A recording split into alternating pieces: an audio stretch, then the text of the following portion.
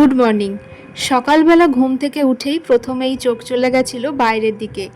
মনে একটা আশা ছিল যে আজ হয়তো মেঘের আড়াল সরিয়ে দেখা দেবে কাঞ্চনজঙ্ঘা, কিন্তু ভাগ্যটা আজও একটু মেঘলা, চারপাশে মেঘ আর কুয়াশার চাদর, তাই কাঞ্চনজঙ্ঘার দেখা আজও পেলাম না। তবে পাহাড়ের প্রতিটা সকালই কিন্তু সুন্দর। বারান্দায় দাঁড়িয়ে চারপাশের ঠান্ডা হাওয়া আর মেঘে ঢাকা পাহাড় উপভোগ করতে করতে হাতে তুলে নিলাম গরম গরম চা। সেই গরম চায়ে চুমুক দিতে দিতেই যেন নতুন করে শুরু হলো আমাদের নর্থ বেঙ্গলের অভিযান। Good morning. আমরা এখন বেরোচ্ছি দার্জিলিংয়ের বিভিন্ন যে সাইট সিন, সেই সাইট সিন করতে। তো সকালবেলা উঠেছি অনেকক্ষণই, মাঝে একটু শুয়ে পড়েছিলাম। যাই হোক, সকালবেলা উঠেছিলাম, আমি পরে উঠেছি, ও আগে উঠেছিল। ও 5:30 এরকম সময় থেকে উঠে কন্টিনিউয়াস দাঁড়িয়েছিল যে কাঞ্চনজঙ্ঘা দেখা যায় কিনা, সেই জন্য। দেখা যায়নি, খুব হালকা দেখা গেছে, ভালোভাবে দেখা যায়নি। তারপরে আমি উঠেও আমাকে ফোন করে ডাকে, তো আমি উঠে ওই একটুখানি দেখতে পাই। খুব ভালো, একদমই স্পষ্ট নয়, কারণ প্রচণ্ড মেঘ ছিল, যার জন্য খুব একটা ভালোভাবে দেখতে পাইনি। তো যাই হোক, এখন যাচ্ছি সাইট সিন করতে।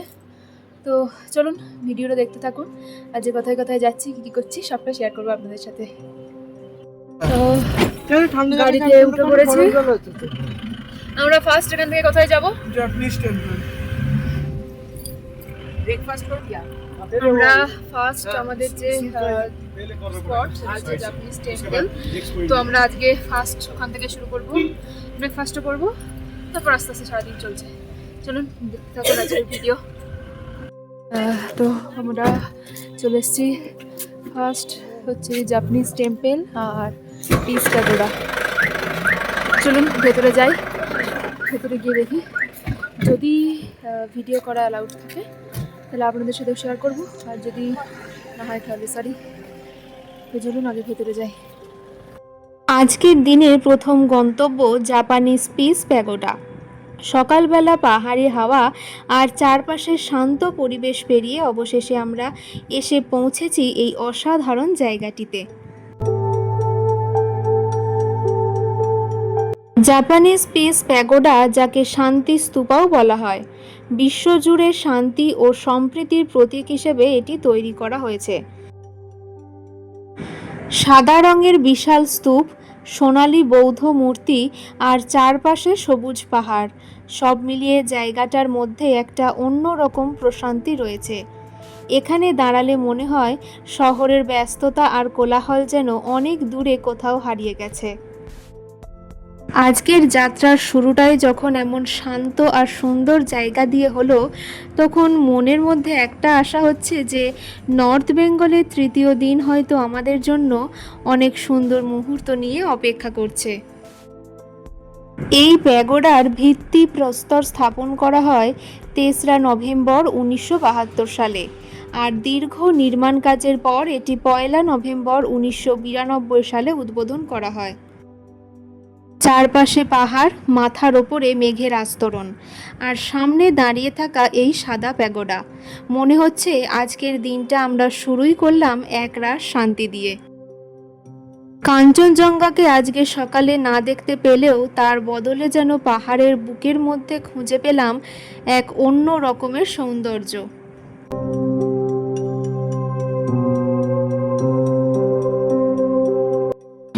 আমাদের নেক্সট ডেস্টিনেশন বাতাসিয়া লুপ।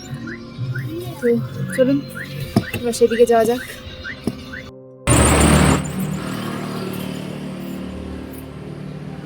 চলুন আজকের ব্রেকফাস্টটা আমরা এখানেই সারবো। আমাদের ড্রাইভার যে আছে সেই দাদাই আমাদেরকে এখানে নামিয়ে দিয়েছেন। চলুন ব্রেকফাস্টটাকে সেরে নিই।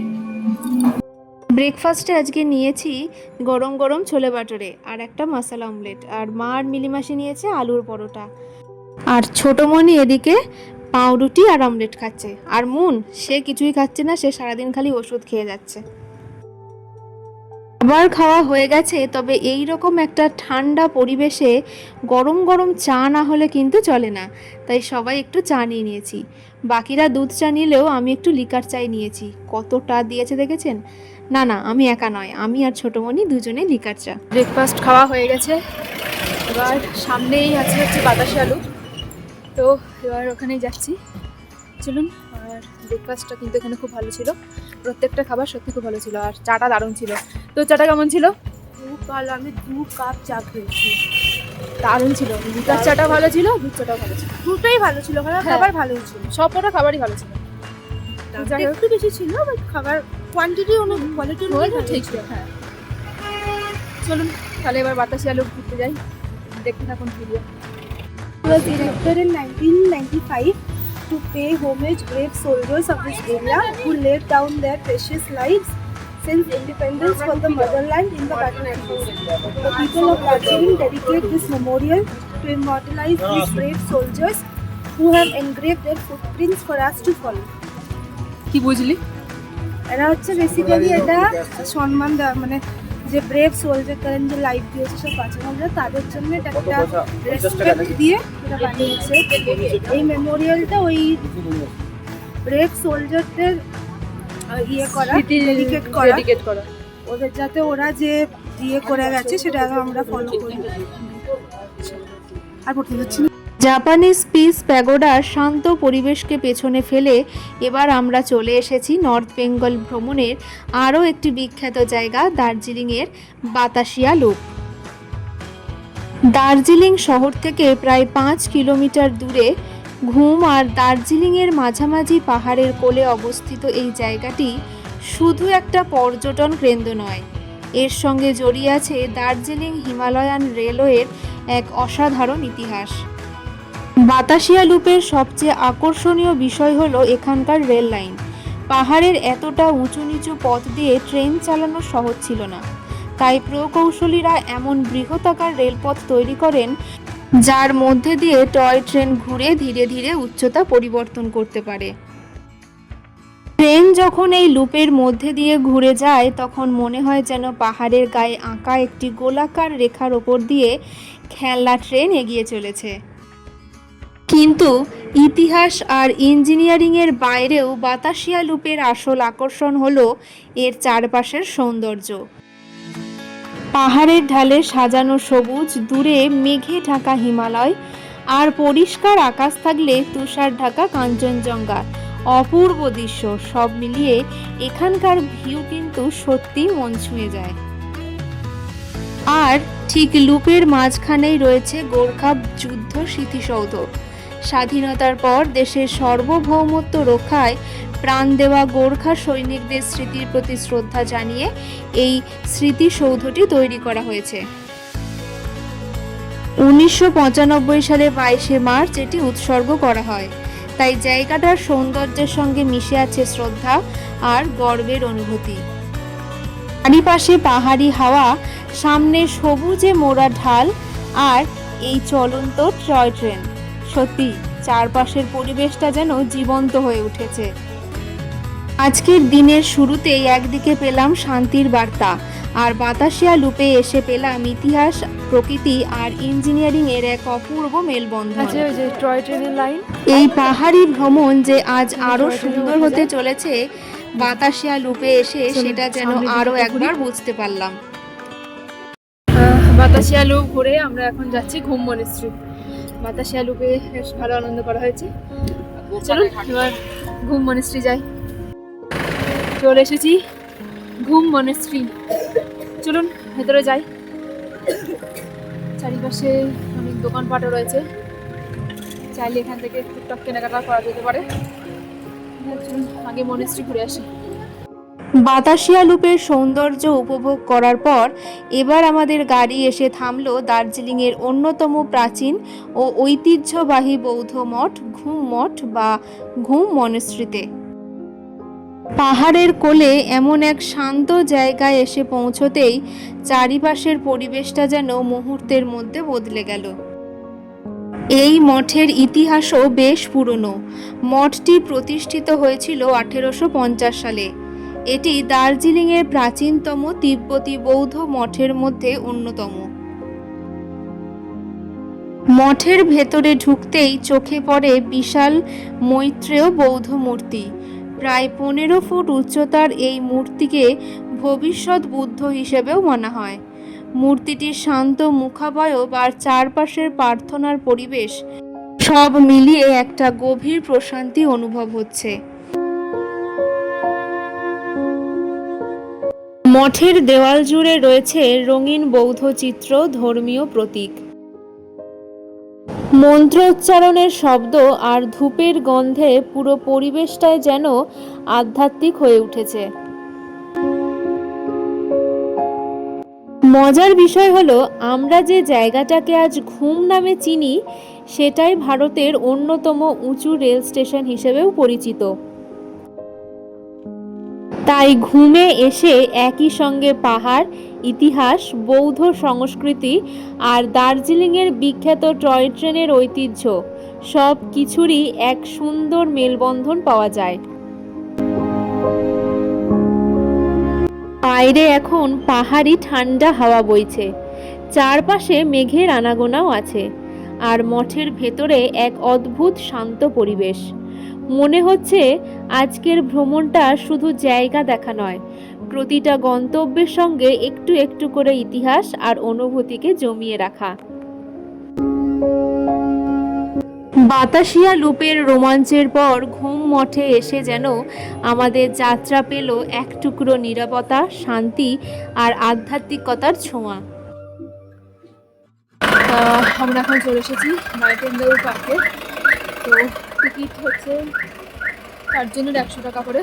আমরা 4 জন যাচ্ছি ভেতরে, আর ছোটোমণি আর মুন যাবে না। তো চলুন যাই ভেতরে। এবার আমাদের নর্থ বেঙ্গল ভ্রমণের গন্তব্য এসে পৌঁছেছে আরও একটি সুন্দর জায়গায়, দার্জিলিংয়ের বিখ্যাত নাইটেঙ্গেল পার্ক।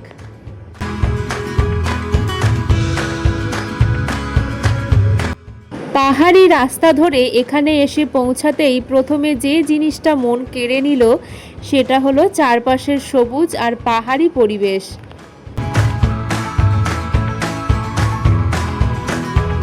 শহরের কোলাহল থেকে একটু দূরে গাছপালা আর খোলা আকাশের মাঝে এই পার্কটা যেন দার্জিলিংয়ের বুকের মধ্যে লুকিয়ে থাকা এক টুকরো শান্তির জায়গা।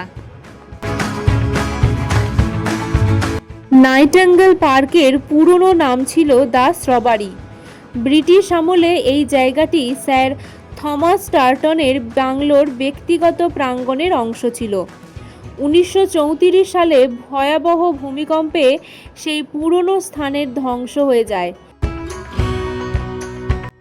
পরে জায়গাটির নানান পরিবর্তন হয় এবং 1950 ও 60-এর দশকে এখানকার প্রাকৃতিক সৌন্দর্য চলচ্চিত্র নির্মাতাদেরও আকর্ষণ করেছিল।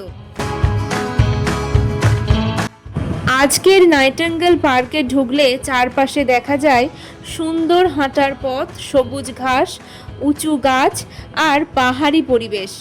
পার্কটি একটু উঁচু জায়গায় হওয়ায় এখান থেকে চারপাশের পাহাড়ি দৃশ্য বেশ সুন্দর দেখায়।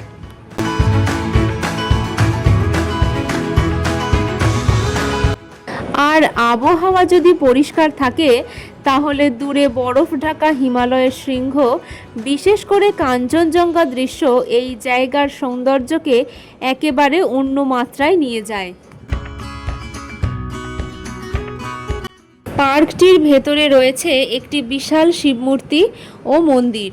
শিবমূর্তির ওপর থেকে জল নেমে এসে নিচের ছোট জলধারায় পড়ে। দূর থেকে দেখে অনেকটা পাহাড়ি ঝর্ণার মতোও লাগে দেখতে। পার্কের মাঝখানে রয়েছে খোলা জায়গা ও সাংস্কৃতিক অনুষ্ঠানের জন্য মঞ্চ। পর্যটন মরশুমে এখানে স্থানীয় নেপালি গান ও নৃত্যের অনুষ্ঠানও অনুষ্ঠিত হয়। ফলে জায়গাটার সৌন্দর্যের সঙ্গে দার্জিলিংয়ের স্থানীয় সংস্কৃতির একটা সুন্দর ছোঁয়া পাওয়া যায়। চারপাশে পাহাড়ি বাতাস, সবুজ নরম ছোঁয়া, দূরে মেঘে ঢাকা পাহাড় আর মাঝে এই সুন্দর পার্ক, সব মিলিয়ে নাইটেঙ্গেল পার্কে এসে মনে হচ্ছে আজকের নর্থ বেঙ্গল ভ্রমণের প্রতিটি স্পটই যেন আমাদের নতুন কোনো গল্প শোনাচ্ছে নিজের মতো করে। কখনো ইতিহাসের গল্প, কখনো পাহাড়ের গল্প, আবার কখনো শুধু প্রকৃতির নীরব সৌন্দর্য।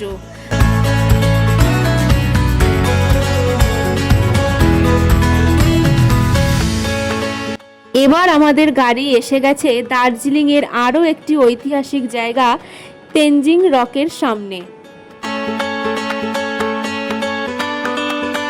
নামটা শুনলেই যার কথা মনে পড়ে তিনি হলেন তেনজিং নোরগে, যিনি 1953 সালে পৃথিবীর সর্বোচ্চ শৃঙ্গ মাউন্ট এভারেস্টের প্রথম সফল আরোহণ করেন। সেই ঐতিহাসিক সাফল্যের স্মৃতিকে সম্মান জানাতেই এই পাথরটির নামকরণ করা হয়েছে তেনজিং রক।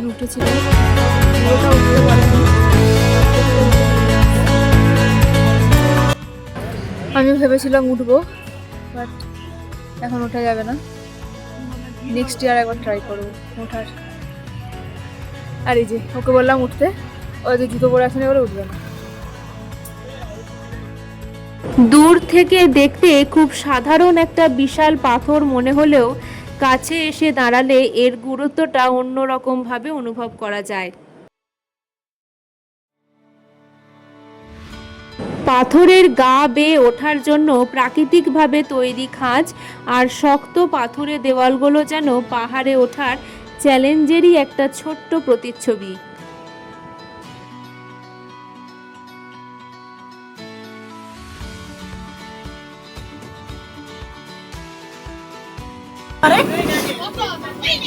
এখানে হচ্ছে পাহাড়ি আলুর পকোড়া।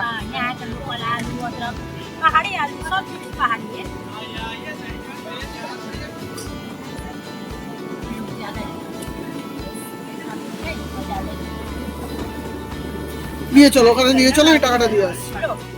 নিয়ে চলো, যাও। Thank you. এই যে পাহাড়ি আলুর পকোড়া, 50 টাকা প্লেট। কোনটা আবার কার কাছে রেখে? আচ্ছা, এবার টেস্ট করবো হচ্ছে পাপড়ি চাট। आलू दीजिए हाँ थोड़ा थोड़ा थोड़ा हाँ दही चलेगा ना? हाँ हाँ दही नहीं चलेगा तो क्या ही खाए। बहुत आदमी नहीं खाता है। जा।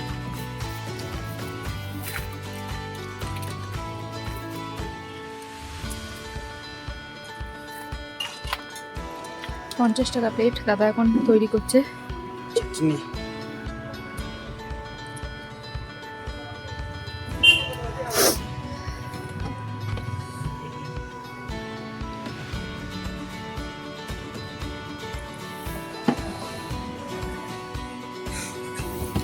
पापड़ी को हाथ से उठाइएगा, आलू भुजिया बचेगा ना, इससे उठा लीजिए। এবার আমাদের গাড়ি এসে থামলো সবুজ ঘেরা এক সুন্দর চা বাগানের সামনে। আর এই জায়গায় পা রাখতেই হঠাৎ মনে পড়ে গেল সেই আগের দিনগুলোর কথা।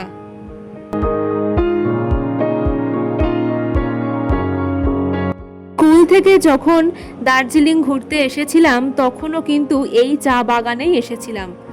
তখন হয়তো বুঝতে পারিনি একটা জায়গা এত বছর পরেও মনের মধ্যে এইভাবে থেকে যেতে পারে।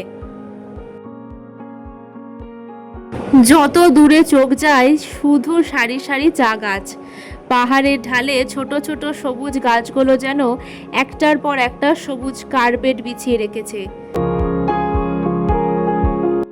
চা বাগানে এসে এখানকার ড্রেস পরবো না সেটা ঠিক মানায় না, তাই আমি আর মুন দুজনেই কিন্তু পরে নিয়েছিলাম নিজের পছন্দের কালারের একটা ড্রেস। চলুন, আমি তো রেডি হয়ে গেছি, এবার মুন রেডি হবে। হালকা পাহাড়ি হাওয়া এসে চা পাতাগুলোকে দুলিয়ে দিয়ে যাচ্ছে, আর সেই দোল খাওয়া সবুজের দিকে তাকিয়ে থাকতে থাকতে মনটাও কেমন যেন শান্ত হয়ে যাচ্ছে।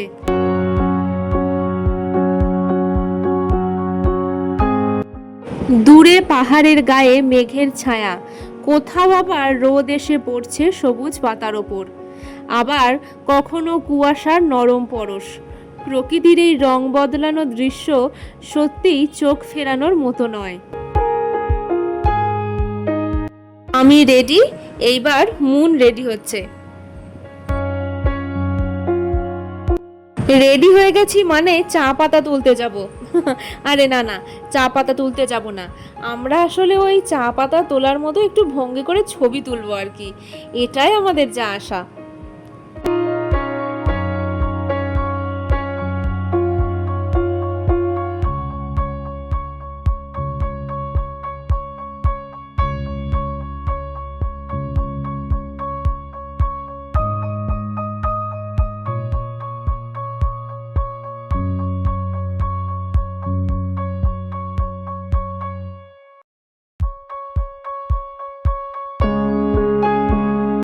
আমরা দুজন চা তুললাম, ছবি তুললাম, বিশাল খাটাখাটনি হয়ে চা গেছে। তুলেছি প্রচুর, হ্যাঁ 2-3 বছর এখন চা চলবে। হ্যাঁ।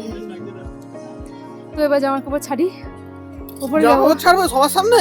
হ্যাঁ একদম। তো চা তোলা ড্রেসটা তো চেঞ্জ করতে হবে। আচ্ছা আমার একটা কোয়েশ্চেন, এরা এত এত রেডি হয়ে চা তুলতো? আমরা তো বিয়ে বাড়িতে এত রেডি হয়ে যাই। একদমই তাই। বাপরে। আমাদের দুজনকে কেমন লাগছে সেটা অবশ্যই কমেন্ট করে হ্যাঁ জানাবেন। হ্যাঁ হ্যাঁ, মাথার উপর খুব পড়ছে এটা ভাই, এরকম করে কে চা তুলতো? অসহ্য লাগতো না? হ্যাঁ চলুন যাই এবার। হ্যাঁ বলো। টাটা। ছবি টবি তুলে চলে এসেছি, এখন একটা দোকানে বসে আছি। তো এখান থেকে মা মনে হয় চা কিনেছে, মা না মিডিয়াটা তো একজন চা কিনেছে। তো এই দোকানে ওনারা বলেছেন যে আমাদের একটু করে চা টেস্ট করাবেন, তো সেজন্য আমরা বসে আছি। আর মোমো খাওয়া হয় কিনা দেখি, ও বলছে খাবে। আর এখানে মোমোর দাম 8 পিস 100 টাকা। আমরা এখন দাঁড়িয়েছি রায়ভিলার সামনে। তো এটা হচ্ছে যে ভগিনী নিবেদিতা সেই জীবনটা এখানেই কেটেছিলেন। তো যাই হোক চলুন ভিতরে যাই, যদি ভিডিও অ্যালাউড থাকে আপনাদের সাথে শেয়ার করব, আর তা না হলে সরি। আজকে নর্থ বেঙ্গল ভ্রমণের শেষ গন্তব্য রায়ভিলা। সারাদিন দার্জিলিংয়ের একের পর এক সুন্দর জায়গা ঘুরে এবার আমরা এসে পৌঁছেছি এমন একটি জায়গায় যার সৌন্দর্যের চেয়েও বেশি গভীর তার ইতিহাস।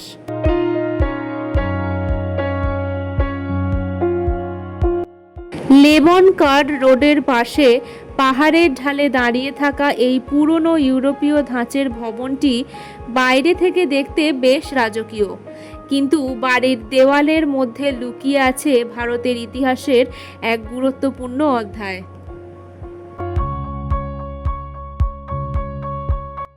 এই বাড়িটির সঙ্গে সবচেয়ে গভীরভাবে জড়িয়ে রয়েছে ভগিনী নিবেদিতার নাম। তার আসল নাম মার্গারেট এলিজাবেথ নোবেল।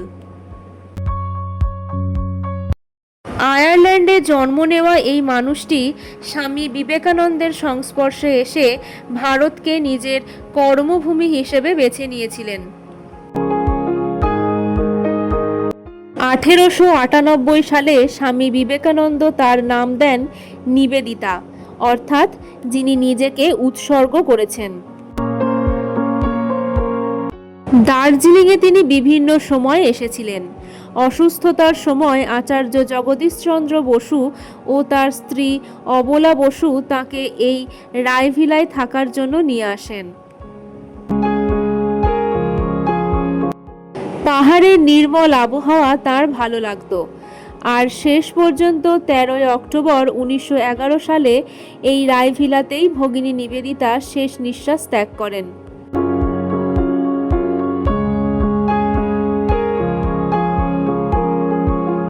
ভাবতে অবাক লাগে, আজ আমরা যে জায়গায় দাঁড়িয়ে আছি একসময় সেখানেই ছিলেন এমন একজন মানুষ যিনি নারী শিক্ষা, সমাজসেবা এবং ভারতের মানুষের জন্য নিজের জীবন উৎসর্গ করেছিলেন।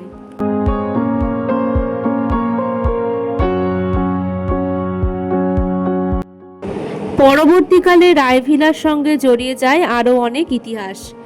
বর্তমানে ভবনটি রামকৃষ্ণ মিশনের অধীনে রয়েছে এবং এখানে শিক্ষামূলক ও সামাজিক কর্মকাণ্ড পরিচালিত হয়। সারাদিন পাহাড়ের সৌন্দর্য দেখার পর আজকের শেষ গন্তব্যে এসে মনে হলো কিছু জায়গা শুধু চোখ দিয়ে দেখা যায় না, অনুভব করতে হয়। রায়ভিলা তেমনই একটি জায়গা। আজকে দিনের শেষে তাই সঙ্গে করে নিয়ে যাচ্ছি শুধু পাহাড়ের ছবি নয়, ইতিহাসের কিছু গল্প, কিছু স্মৃতি আর ভগিনী নিবেদিতার অসাধারণ জীবন থেকে পাওয়া এক গভীর অনুপ্রেরণা। এদিকে আমরা খেতে বসে পড়েছি। আমাদের সবার আছে হচ্ছে রুটি, আর শুধু ওর হচ্ছে ভাত। ভাত ছাড়া আমার হয় না। ভাত আর কি নিয়েছিস? ভাত আর শাহি পনির, তোমরা বাটার মশলা আর আমি হ্যাঁ। শাহি। আর ইয়ে ওই ফুলকপি তরকারি। হ্যাঁ, মা ফুলকপি আর মুলো। তোমরাও তাই, ফুলকপি আর রুটি। আর ওইদিকে ফুলকপি বলছি, রুটি, পনির আর স্যুপ। খাওয়া দাওয়া কমপ্লিট, এখন আমরা শুতে যাব। তো কিছুক্ষণ একটু গল্পও হচ্ছিল, তারপরে ঘরে এসেছি, শুয়ে যাবো। যাই হোক, চলুন ভিডিওটা তাহলে এখানেই শেষ করছি। ভিডিওটা কেমন লাগলো সেটা অবশ্যই কমেন্ট করে জানাবেন। আর যারা ইউটিউব থেকে দেখছেন তারা চ্যানেলকে সাবস্ক্রাইব করে দেবেন, যারা ফেসবুক থেকে দেখছেন তারা ফেসবুক ফলো করে দেবেন। আর লাইক কমেন্ট শেয়ার করতে একদম ভুলবেন না। যাই হোক, চলুন দেখা হবে সামনের ভিডিওতে। সবাই ভালো থাকবেন, সুস্থ থাকবেন।